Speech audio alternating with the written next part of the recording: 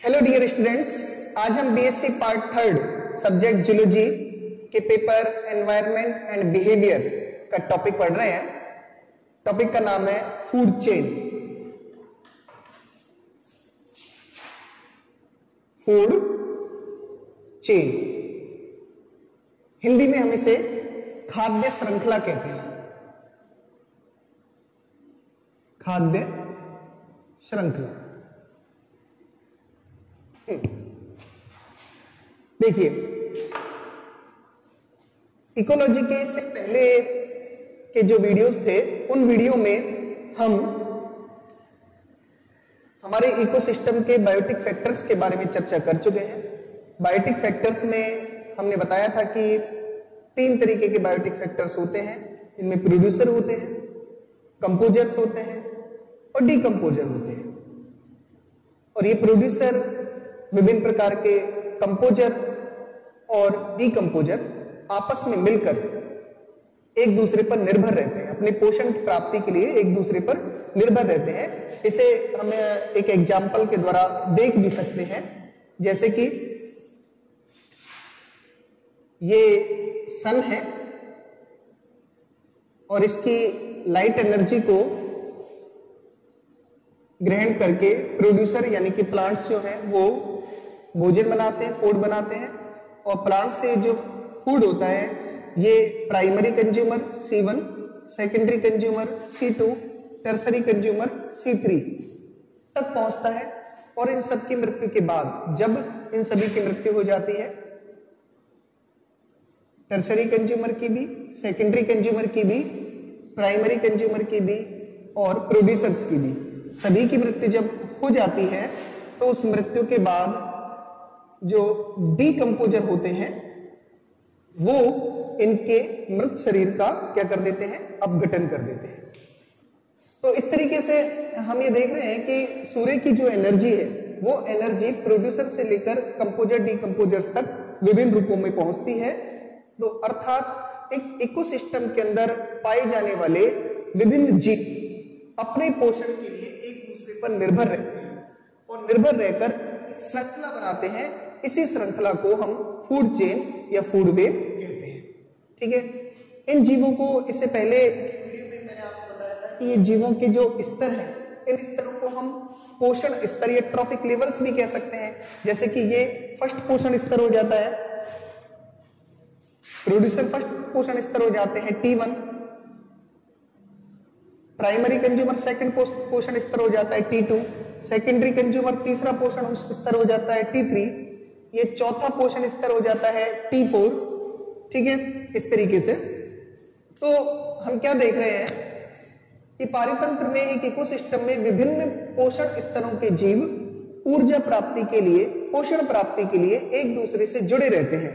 तो इनके जुड़े रहने का ये जो क्रम है, ये जो सीक्वेंस है, इस सीक्वेंस को ही क्या कहा जाता है, फूड चेन कहा जाता है, खाद्य श्रृंखला कहा जाता है। ठीक है, तो ये तो बात हुई हमारी खाद्य श्रृंखला किसे कहते हैं उसकी डेफिनेशन के बारे में। नेक्स्ट हम बात करेंगे खाद्य श्रृंखला के प्रकार, टाइप्स ऑफ इकोसिस्टम,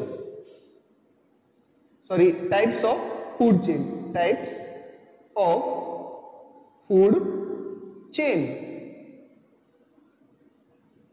देखिए, इकोसिस्टम में पाई जाने वाली फूड चेन्स को मुख्य रूप से 2 पार्टों में डिवाइड किया जाता है, 2 भागों में बांटा जाता है। कौन कौन से 2 भाग होते हैं, लेट्स सी। 2 भाग। इसका जो पहला भाग होता है, फर्स्ट जो होता है, फर्स्ट को हम कहते हैं grazing food chain, grazing food chain.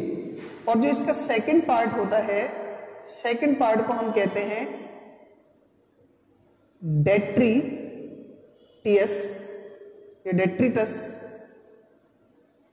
Food chain, detritus food chain. Grazing food chain को हिंदी में चारण खाद्य श्रृंखला कहा जाता है। चारण या उत्पादक खाद्य श्रृंखला।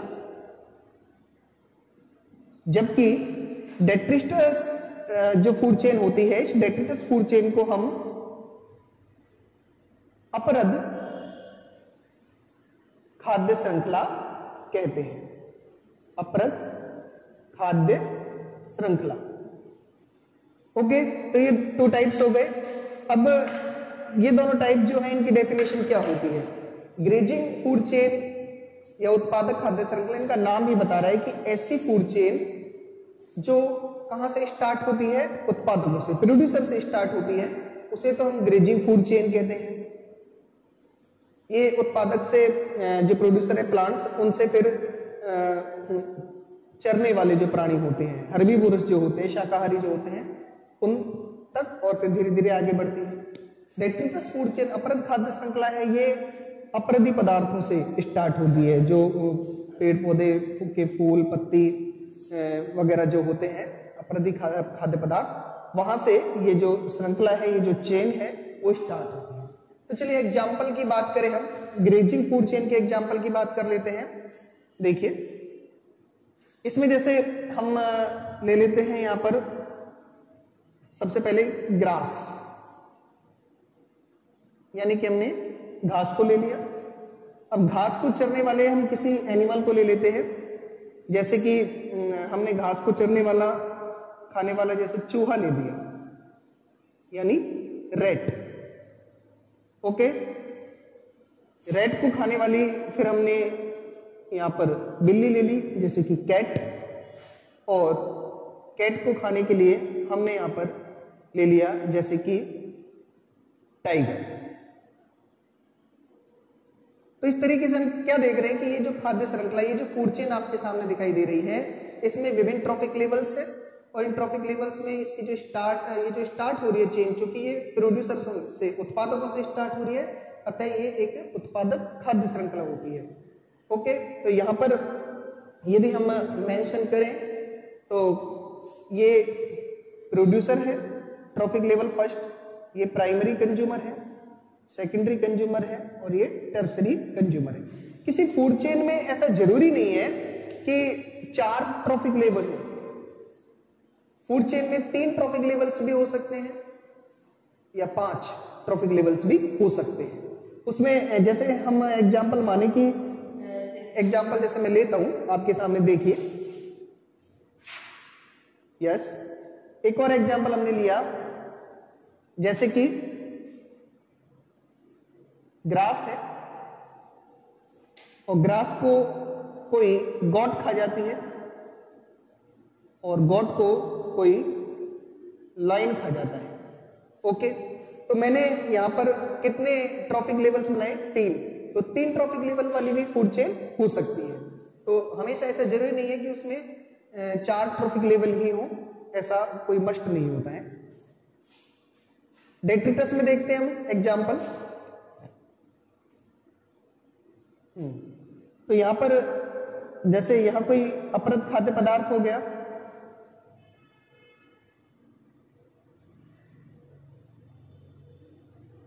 अपरद, इस अपरद को खाने वाला कोई अपरदी जीव हो गया, जैसे कि केचुआ, अर्थवर्म हो गया,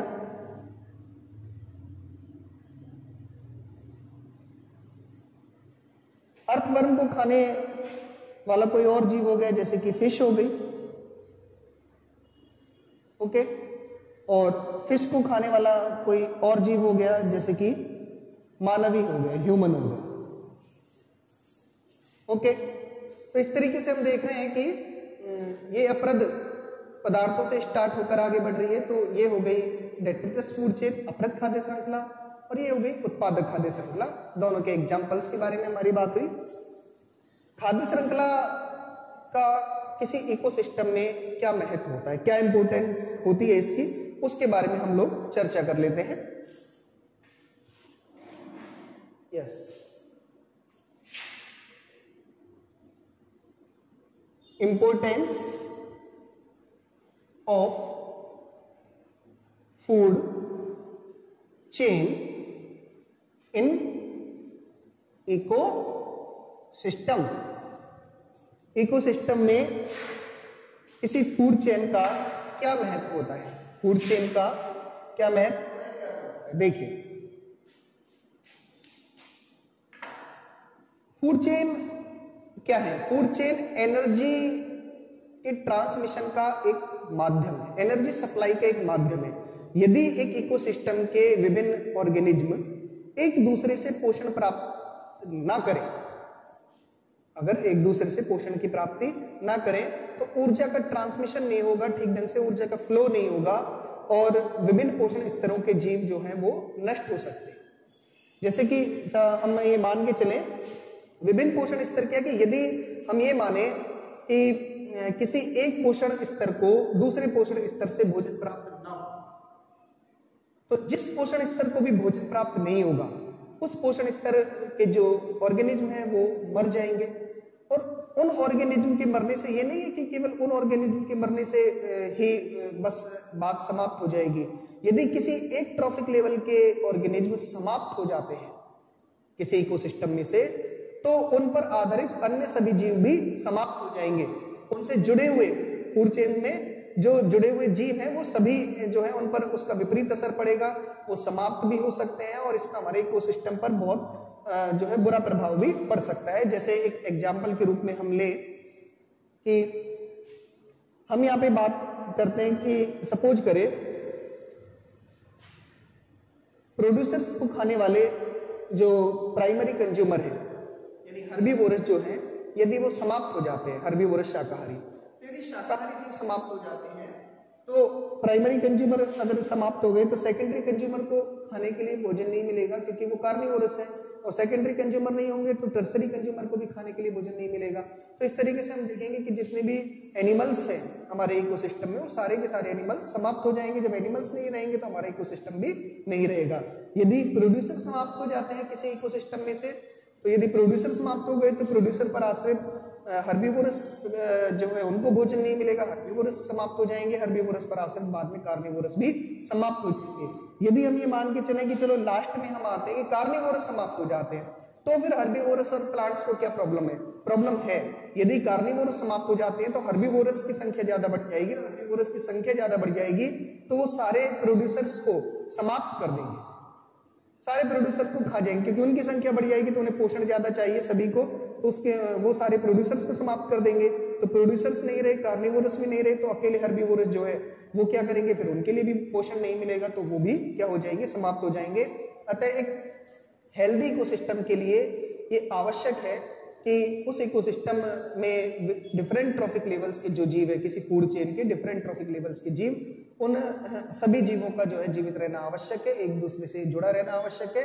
इससे एनर्जी ट्रांसमिशन भी होता रहता है और इकोसिस्टम भी जो है वो फलता फूलता रहता है।